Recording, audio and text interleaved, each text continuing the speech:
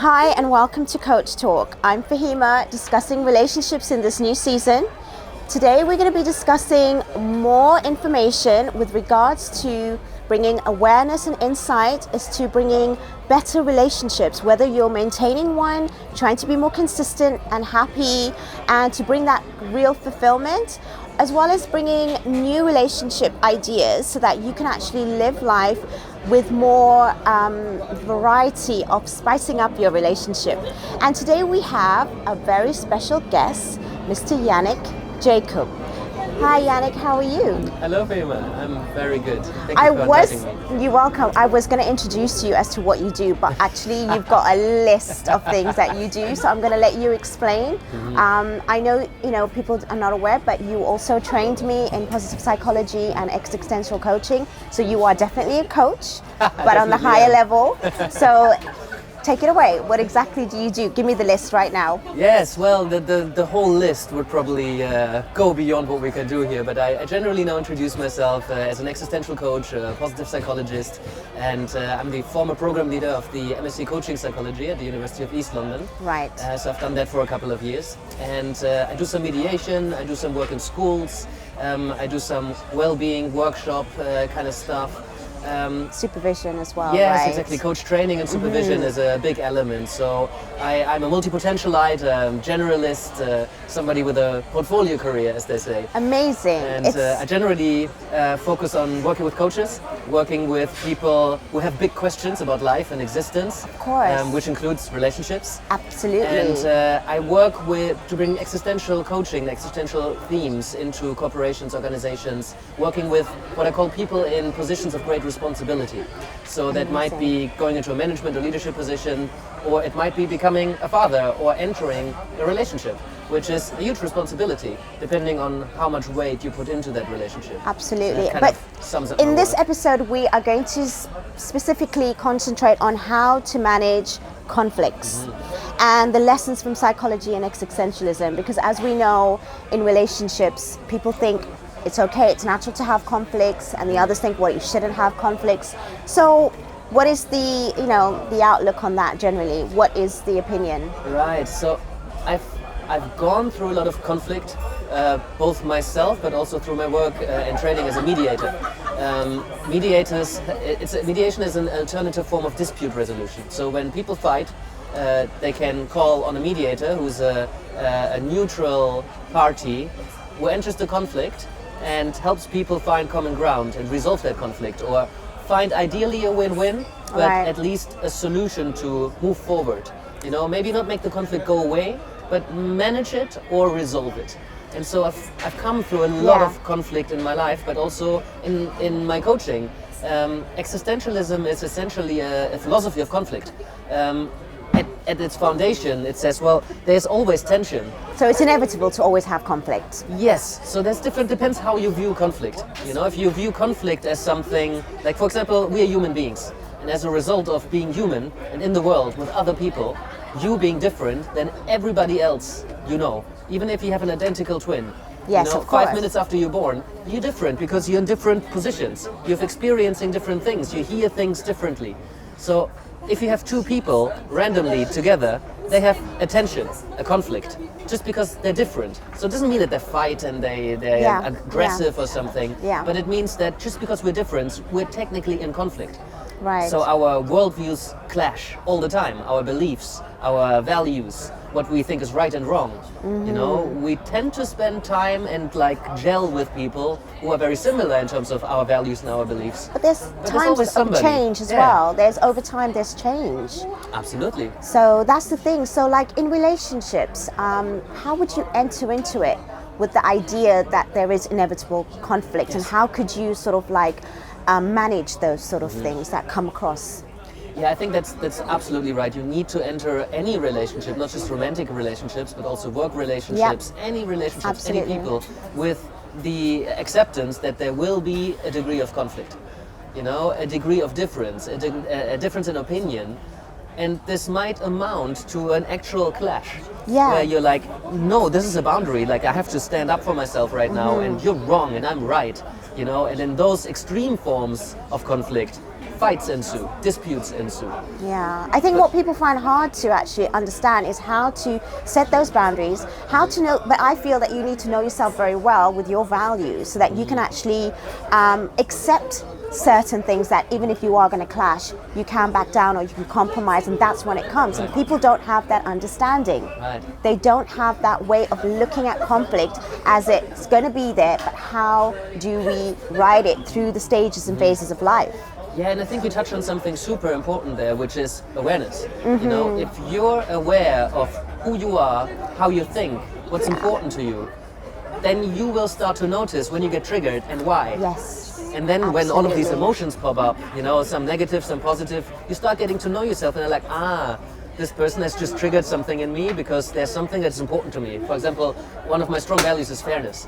When something happens that isn't fair, especially if somebody does something, they treat me unfairly, they treat somebody else unfairly, I get emotional and I can notice it. And I'm like, it's not necessarily that person that has done something wrong.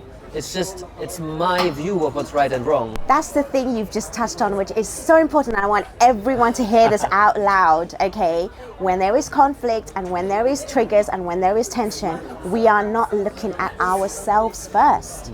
We are there readily to blame the other person. You made me feel like this. But we don't realize when we enter into any relationship, like you said, especially romantic relationships, when it's prolonged over years, that it brings out a lot of our old issues and we haven't dealt with them. Yeah, and so many people do that. We don't look at ourselves and we blame the other person.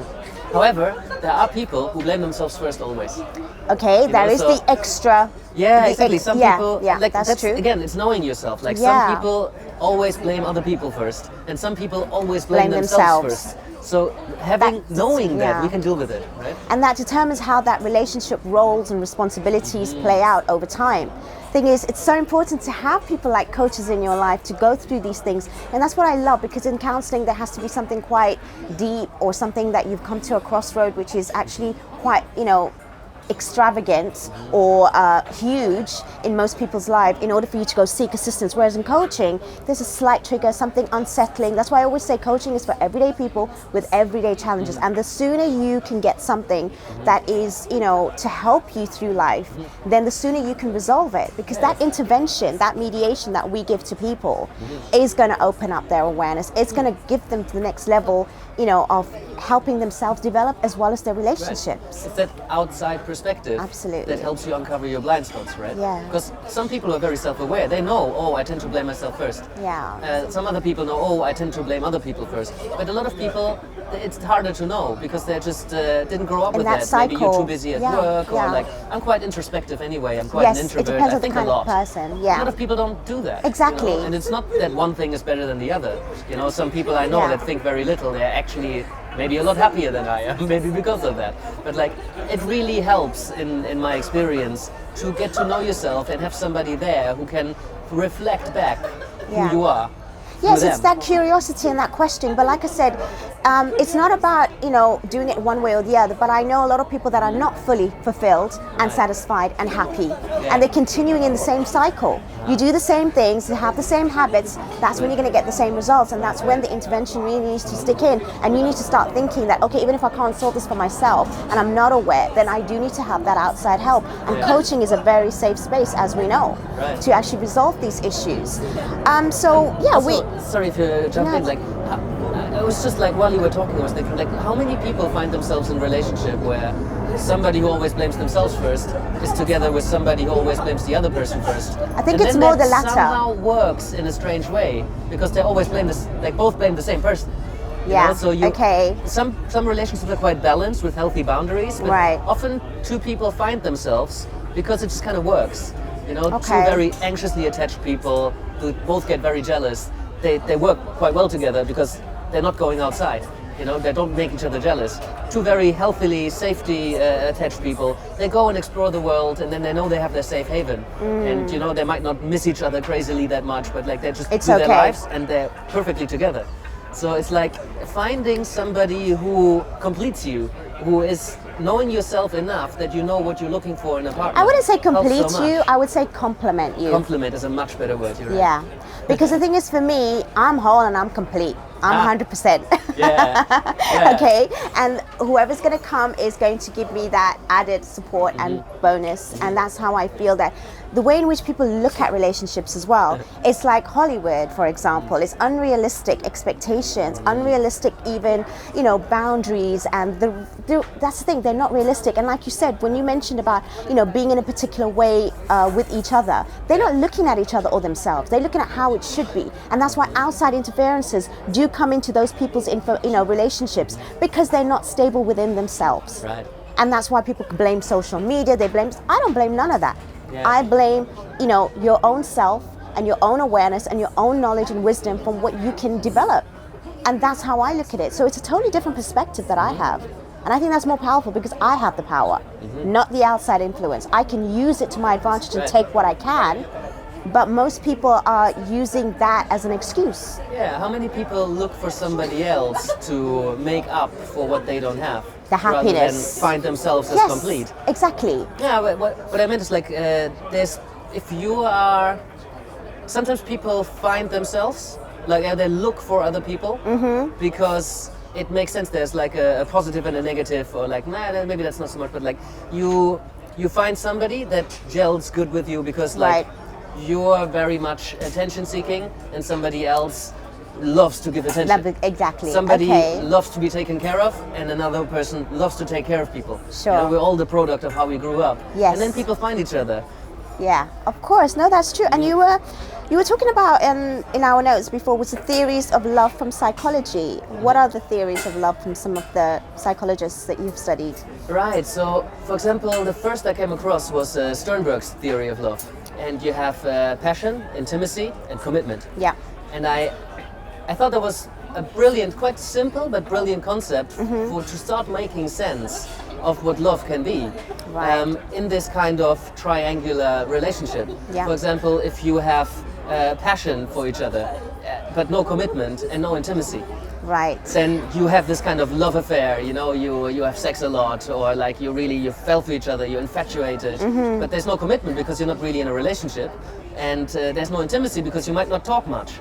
If you have intimacy and commitment but not that kind of romantic passion for each other, you're really good friends. Okay, so you need to have all three, and two people have to have all three? Well, if you have all three, you're starting to get somewhere. I think there's something missing. And also some relationships, they don't have the passion anymore after perhaps 50 years of marriage, but they have the commitment and the intimacy. So that is still love in a way. That's the thing with love. You ask 20 people what love is and you get 20 different answers. But if you have passion, intimacy and commitment, I think you have quite a healthy relationship. That's a strong foundation there. Okay. So we need to find that love, intimacy, and commitment to build that bond forever. But also, it depends what you want, right? Yeah. Because but those are the core things that most people look for in relationships, as you've mentioned it. Yes, but I know relationships, and they would say we absolutely love each other, but they don't have that kind of passion. But they're not really looking for that kind of relationship. And it's fine. I think nowadays it's more common that people want everything, and you mentioned the Hollywood kind of relationship. Yes. And but that doesn't exist anyway. Yes, well, it exists for some time for some people. There's this moments. idea of it. There's a moment. But if you look at a relationship over 50 years, I think you need to accept that it's not going to be a Hollywood relationship all the time. It's good to be realistic and see, you're going to go through phases. That infatuation is not going to last. I think that's the point that you've just made, which made me think, is that the way in which we live life, we cannot have that high. We have a high when we're in love, but we cannot have that high continuously. Yeah. It's this drug, right? So obviously, we want to have that high all the time, but it's going to go and fluctuate over time. And there's certain things that's going to keep us together to make us stick over time, to continue that, relationship. And then other things, it's a no-go. And when it's not there, what do you do? Yeah. And what keeps it? How many people chase the high, and then when the infatuation wears off after a couple of weeks or a couple of months, they break up and they look for a new high. The new high, exactly. But it's a continuous cycle. So you need to really know what you're looking for, and even if it changes over time, that person also changes, and you can find everything in that one person over time. Yes, and this is where the conflict comes back, because when that high wears off for somebody who's looking for that high, they're going to get a bit unsatisfied if they think it's going to be there.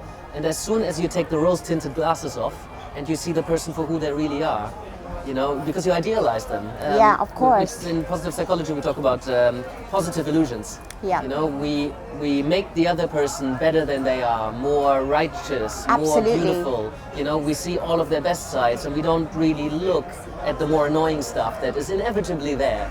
That's usually at the beginning, and that's usually when you lose them. That's what I find.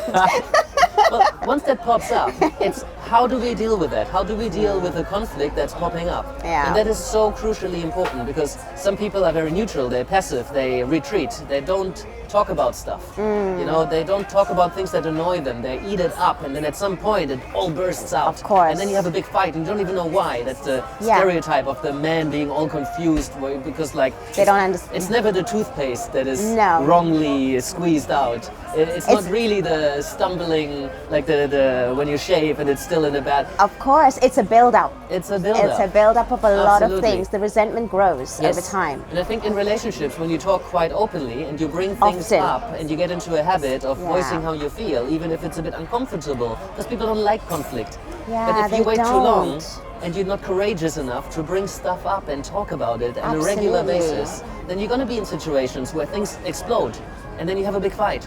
And some people, to be fair, some couples do it like that. Yeah. Every 6 months, they have such a massive arguments and they call each other all kinds of names, and then it's fine again. They talk for 3 days, or they don't talk for 3 days, and then they talk for 3 days. Yeah, but they're talking to each other and they're asserting the boundaries, sharing how you feel is so important. Dealing with conflict healthily. That's the thing. Yeah. That's the thing. There was a piece of research where, I forgot who it was.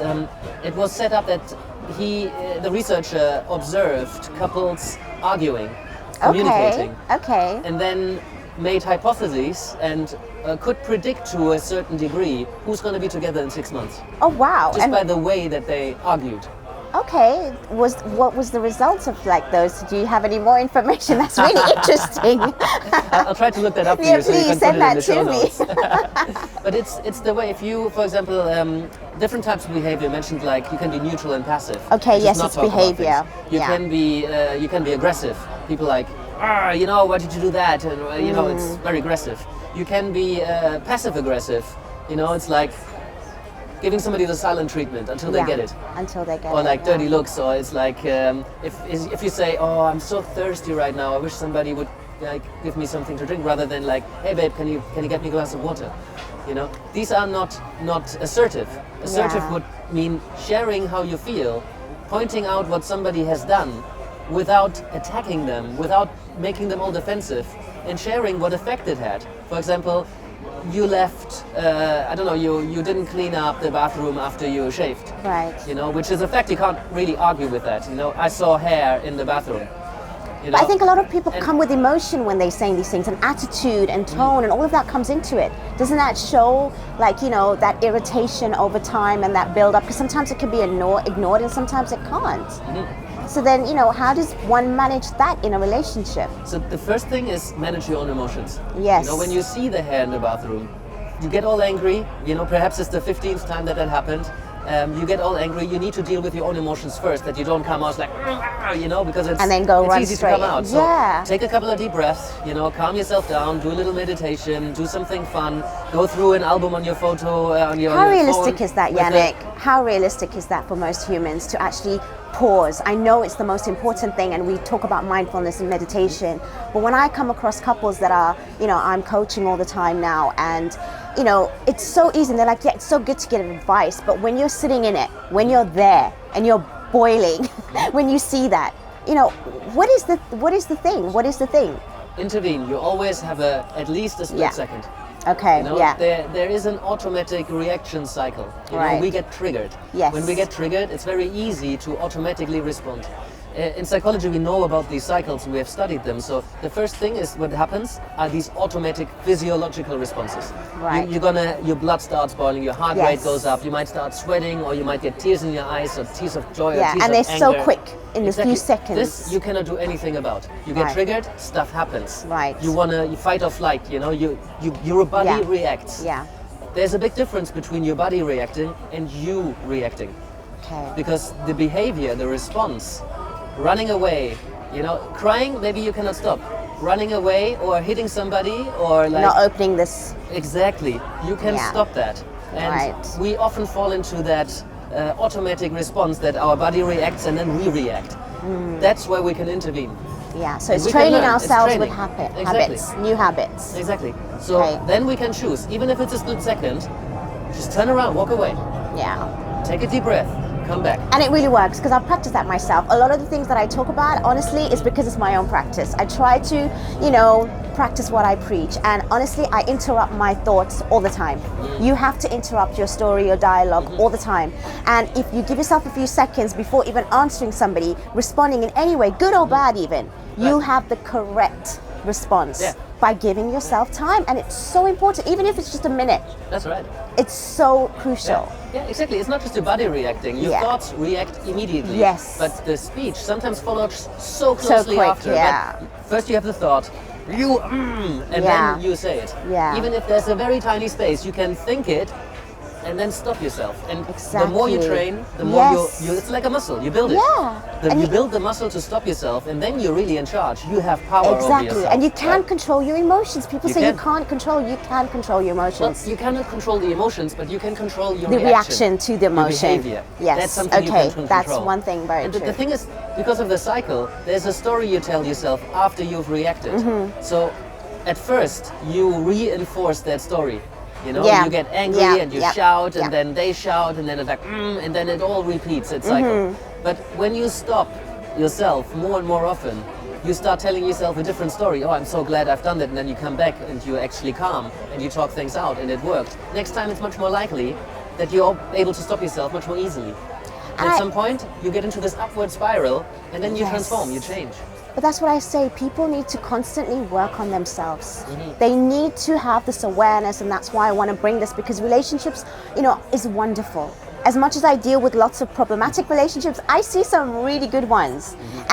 And no one's even sharing the secrets because probably they don't even know themselves. It's just an automated thing. Right. That's why I've done a lot of research into this, and I'm doing it myself. And you don't have to be in a relationship to actually coach relationships. You don't have to be in a relationship to be talking about relationships. I think we all are in relationships. We don't need to, you're talking about romantic relationships. Yes. Everybody's in relationships. That's There's true. something special about romantic relationships because they tend to be more important to us than other course. relationships. Yeah. We are more emotionally involved. Yes. But we are in relationship. As long as you know Constantly. people, you Yes. are in relationship. That's true. And That's if so we true. think about it that way, Yes. we can train all of these things because at work we get triggered all the time. We get emotional all the That's true. time. Absolutely. And that brings on to my next one, because a lot of people also complain, my husband or my wife is treating their friends better than they would in their own relationship, romantic relationship. So what's your thoughts on that? That's really interesting because I think there's many yous. Yeah. Yeah. There's you at work, there's you in your relationship. We wear many masks and Many we have identities, many facades. yes. And it's not necessarily masks and that's inauthentic. It's just No. a different you. Yeah. You show up differently at work than at home. Most people, at least. Do you think you're more comfortable in yourself at home? Maybe that's the problem? Your guard is down, right? Yeah. Your guard is down, so people have to understand that. That changes a lot. But then I find that because your guard's down, sometimes you have less respect, sometimes you have less, sort of like consideration. What do you think, how could you keep up those, those values, when your guard is down as well? It's another training, right? I think there's I have a huge appreciation for when your guard is down, because if somebody's guard is down and they're far in front of you, for example, you might say that's really disrespectful, but in another way, that is such an amazing sign that they They're are comfortable. comfortable with you having their guard down. Right. And I think it's easy to slip into Yeah. a state where you just let yourself go and you don't put enough work into Again, your it's all relationship. perception, right? Yeah, exactly. It's all perception, yeah, which is really interesting. So now, with some sort of inevitability of conflict and anxiety, like choosing the right partner and having the right attitude about choosing the right partner, how would you go about the stages of doing that? I mean, we touched on it a little bit about having your values and knowing yourself, but then also knowing how it changes over time. choosing the right partner it's an interesting thing. Like, for example, some people think, well, there's two people, and you need to find that other person. You know, there's always two, and they belong together, and you just need to find your other half. You know, we talk about the other half, Yes, or the yes. lid to your pan. Yeah. So depends on your mindset. I believe there's many people that you can make this relationship stuff work with. There's different compatibilities. I don't believe in like one and another, and then there's two people, and you need to find that one person out of what, 8 billion? Do you think it's destiny? It's meant to be now. This free will and existentialism. How does it? I think you make things work. You know, I think you can choose to make things work with not everybody, but there's a huge amount of people that you could be in a relationship with, and if you put enough work in, if both really want to be together, they can work things out. They can make that happen, you know? What if one slides a little bit and that sort of want and need is not so much there as the other one? Not completely gone and saying, I don't want to be with you, but they're not putting in the effort. And that's what I find couples are having a lot of problem with, because one is constantly, consistently making the effort and the other one isn't, but they're still there and they're in a relationship. So this is where the existentialism comes in, right? Right. Because it's about commitment. If you're not committed to making this relationship work. But as far as they're concerned, they're making it work and they're fine. It's just that they are not maybe seeing and making the same effort, and they're not actually. So they're not making it work. I don't know how to explain this. What does work mean? Okay. That's a good question. Right? Yeah. Okay. So we have a scenario where one is constantly saying, you know, let's go out, let's do something, and the other one doesn't do that. Okay. So one wants to go out, the other one doesn't. Yeah, or he will go if you suggest it. All right? But then the other one feels that she's making more of the attempt to go out and do things. Yeah. I have the answer to this, obviously, but I want to hear you. I want to hear you first. Like, what is it? I think people need to create their answers. If two people are in that kind of situation where one feels the other one doesn't put as much effort into the relationship as they are, then they need to have a conversation. Yeah. You know, and making it work, how does work look like? That's why I'm asking the question. Yeah. If like you can put a lot more effort in terms of going out, the other one might put more effort in terms another of, way. In another way. Exactly. So exactly. I'm a strong believer in balance. Yes. And in communication. Absolutely. So if you find a certain balance, which is not always we both put enough, like same energy, equal energy into the same thing, but it's like I'll do some of this, you do some of that. I appreciate you're going through a hard time, you know, but last year I went through a hard time and you were there to support me. Like, that's the key what you said. There. It's the communication constantly, and also people also just tend to be quiet and tolerate. Mm-hmm. And when they tolerate over time, then all they see is them making an effort, and all they see is their sort of like their way of bringing something to the relationship, and they ignore what the other partner is doing. I think a problem arises when one person becomes less and less committed, or perhaps gets used to the relationship, and that happens all the time. We adapt that somebody's there for us. We start taking people for granted. We start taking the life that we live for granted, and then it seems that they're less committed to that relationship to make it work, because we kind of start feeling too safe, you know, and then it's easy to kind of let yourself slip. Yeah. And this is where it can be difficult for somebody to bring this kind of thing up, you know, especially when it's kind of creeping in, and you're like, well, it's really just a little thing, the toothpaste or the hair. I don't want to make a big deal out of it. Exactly. But it starts boiling up. At what point do you decide to say something? At what point do you have the courage to say, I think this is a problem for me now? Yeah, you know, I think we need to talk about this. Because you don't want to make somebody feel uncomfortable. And like existentially, that's the thing. Like we seek comfort, but at the same time, we can't have comfort all the time. If we choose comfort too often, we don't grow. That's true. If we want change, we need to be courageous to go out there and make ourselves uncomfortable, and the other one perhaps too, so that later on we can resolve some issues that we are having. You know, you need to constantly kind of have that courage. I think so, to put yourself into that relationship. That's why they are ongoing work. Exactly. And that's a very good note to end on, because we do have so much more that we can discuss about this, but I think we've given a lot of food for thought to the audience. Thank you so much for your time. I really appreciate this, but I have got you again coming in to join me, because this is like amazing what information you can give us all. And I hope the audience have taken away a lot of, insight and awareness, and hopefully we can watch this again and sort of realize that relationships is continuous work, and it's a lot of commitment and a lot of communication between the two people. But hopefully we will see you on the next episode of Coach Talk. Thank you so much for watching.